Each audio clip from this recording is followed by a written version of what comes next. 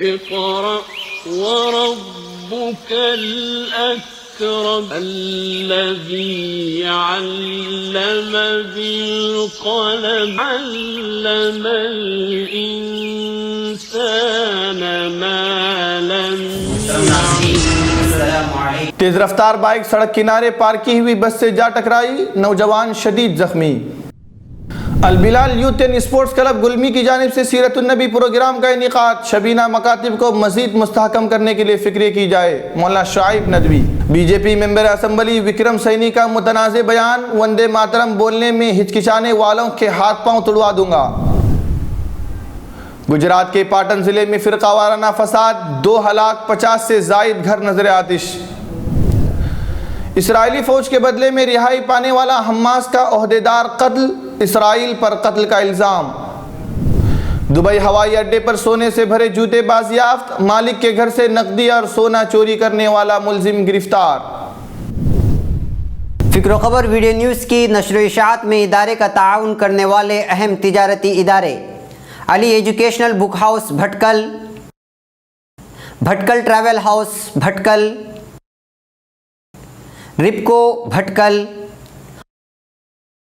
افریقہ super والیو Dubai, star وے trading Dubai, خالد قمیص عبداللہ trading Dubai. اب خبریں تفصیل سے. بھٹکل شہر کے ٹی ایف سی ہوٹل اور بھارت پیٹرول پمپ کے درمیان آج دوپہر تقریباً 3:30 بجے پیش آئے سڑک حادثے میں ایک 21 سالہ نوجوان کے شدید زخمی ہونے کی واردات پیش آئی ہے. زخمی نوجوان کی شناخت عبدالواسع ابن عبدالقادر حافظ کا عمر 21 کے طور پر کر لی گئی ہے.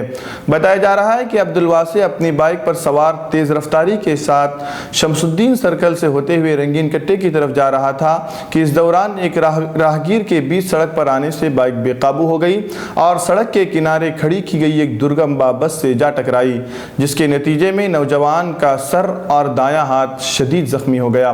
مذکورہ نوجوان کو بھٹکل سرکاری اسپتال میں ابتدائی طبی امداد کے بعد سماجی کارکن جناب قاسم جی نذیر اور دیگر بھٹکلی عوام کے تعاون سے بذریعہ ایمبولینس اس کو اڑپی اسپتال منتقل کیا گیا ہے، جہاں سخت نگہداشت والے کمرے میں اس کا علاج جاری ہے.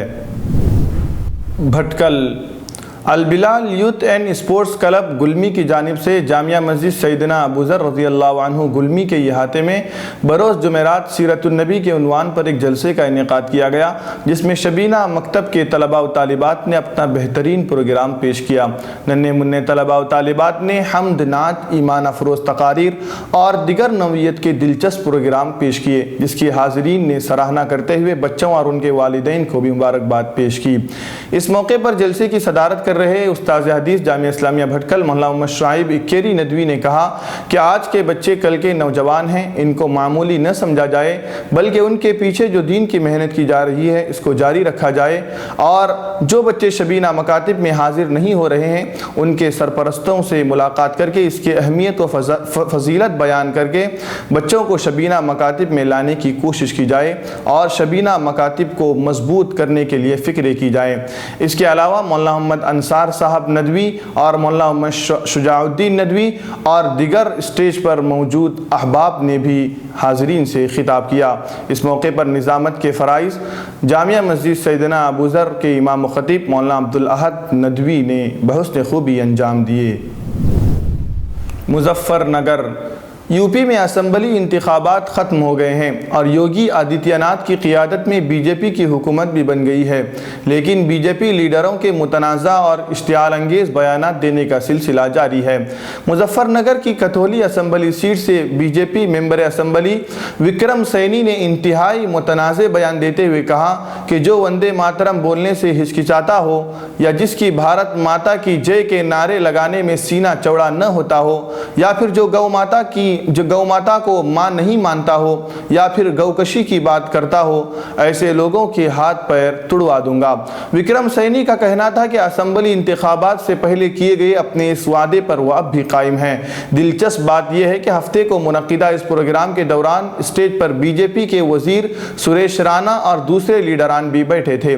قابل ذکر ہے کہ مظفر نگر فسادات کے وقت بھی وکرم سینی پر اشتعال انگیز تقاریر اور فسادات بھڑکانے کا الزام ہے، جس جس کے بعد ضلع انتظامیہ نے قومی سلامتی ایکٹ کے تحت کارروائی کرتے ہوئے سینی کو جیل بھی بھیج دیا تھا۔ سینی پہلے بھی اس طرح کے متنازع بیانات کو لے کر شہ سرخیوں میں رہے ہیں۔ گجرات کے شمالی ضلع پاٹن کے ایک گاؤں میں طلباء کے درمیان معمولی بات پر کہا سنی نے فرقہ وارانہ تنازع کی شکل اختیار کر لی اور دیکھتے ہی دیکھتے دو فرقے کے لوگ آمنے سامنے آ گئے۔ اس تشدد میں 2 شخص کی موت ہو گئی ہے جبکہ 50 سے زائد گھروں کو نذر آتش کر دیا گیا ہے۔ فی الحال علاقے میں ماحول کشیدہ ہے اور کثیر تعداد میں پولیس اہلکاروں کو تعینات کر دیا گیا ہے۔ اطلاعات کے مطابق ہفتے کو 10ویں بورڈ کے امتحان کا آخری دن تھا۔ بچے اسکول میں امتحان دینے جا رہے تھے۔ اس دوران ایک بچہ سیڑھی سے گر گیا۔ بچے نے اس کی شکایت اپنے گھر والے اور گاؤں والوں سے کر دی۔ بس اسی سے مشتعل لوگوں نے دوسرے کمیونٹی کے لوگوں پر حملہ کر دیا۔ اچانک ہوئے اس حملے سے دوسرے کمیونٹی کے لوگ گھبرا گئے اور انہوں نے اپنا گھر چھوڑ دیا۔ خود کی جان بچانے کے لیے ان لوگوں کو دوسرے گاؤں میں پناہ لینی پڑی۔ فی الحال متاثرہ علاقوں میں پولیس کے کئی سینئر افسران پہنچ گئے ہیں اور وہاں ریاست ریزرو پولیس پارٹی کو تعینات کر دیا گیا ہے۔ صورتحال اب کنٹرول میں بتائی جا رہی ہے، تاہم علاقے میں کشیدگی کا ماحول برقرار ہے۔ پاٹن کے پولیس سپرنٹنڈنٹ اے جے چوہان کے مطابق پولیس اہلکار حالات پر نظر بنائے ہوئے ہیں اور اب وہاں امن و امان قائم ہے۔ تصادم کے دوران ابراہیم لال خان ویلم عمر 50 کی موت ہو گئی اور 10 سے زائد افراد زخمی ہو گئے۔ بتایا جا رہا ہے کہ پولیس کو مشتعل بھیڑ کو کنٹرول کرنے کے لیے ہوا میں بھی گولی چلانی پڑی۔ فائر بریگیڈ کا عملہ گھروں میں لگی آگ بجھانے میں مصروف تھا۔ غزہ کی پٹی میں نامعلوم مسلح افراد نے حماس کے ایک عہدیدار مازن فقہا کو گولی مار کر قتل کر دیا ہے۔ مازن فقہا سمیت 1000 سے زیادہ فلسطینی قیدیوں کو اسرائیل نے 2011 میں اپنی فوجی گیلاد شالت کے تبادلے میں رہا کیا تھا۔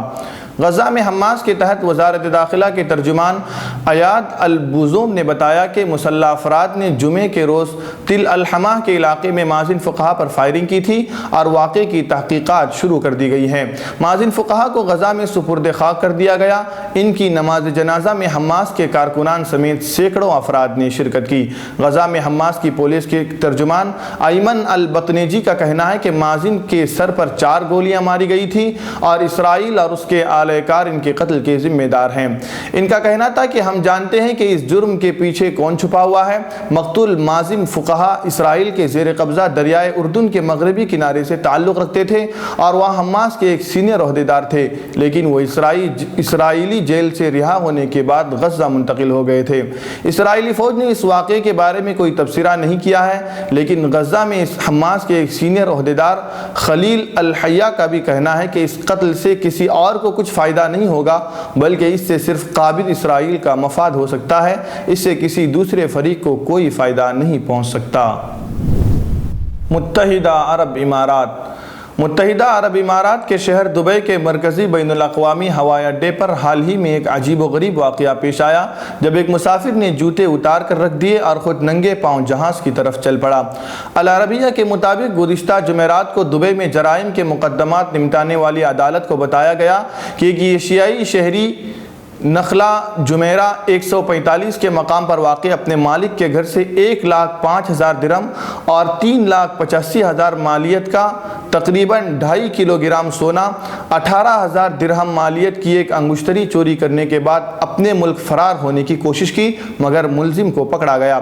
پولیس کا کہنا ہے کہ ملزم کا مالک بیرون ملک تھا۔ اس نے مالک سے اپنا پاسپورٹ اور دیگر سفری دستاویزات بھی لے لی تھی۔ جب اس نے دیکھا کہ اس کا مالک گھر پر موجود نہیں ہے، اس نے نقدی زیورات اٹھائے اور اپنے ملک فرار ہونے کے لیے دبئی ہوائی اڈے پر پہنچ گیا۔ اسے الیکٹرانک چیکنگ کے لیے نصب گیٹ سے گزرنا تھا، مگر اس نے اپنے جوتے وہیں اتار دیے جس میں سونے کے زیورات موجود تھے۔ وہ وہاں سے ننگے پاؤں آگے چل پڑا۔ تاہم سیکورٹی حکام نے اس کی نشاندہی کرنے کے بعد اسے بیرون ملک فرار ہونے سے قبل ہی حراست میں لے لیا ہے۔ دوران تفتیش ملزم نے اپنے جرم کا اعتراف کر لیا ہے۔ کیا آپ اپنے نئے گھر کے لیے ڈائننگ ٹیبل کھوج رہے ہیں؟ Sofa set, T table, cabinet الماریوں سے اپنا نیا گھر سجانا چاہتے ہیں تو جلدی کریں۔ مدینہ کالونی میں واقع علی ایجوکیشنل بک ہاؤس میں آپ کو رعایتی داموں کے ساتھ بہترین اور عمدہ کوالٹی کے sofa set, dining table, cabinet الماریاں، ٹی ٹیبل اور نت نئے ڈیزائن کے آپ کے پسند کے فرنیچر دستیاب ہیں۔ جلدی کیجیے، محدود اسٹاک ہے۔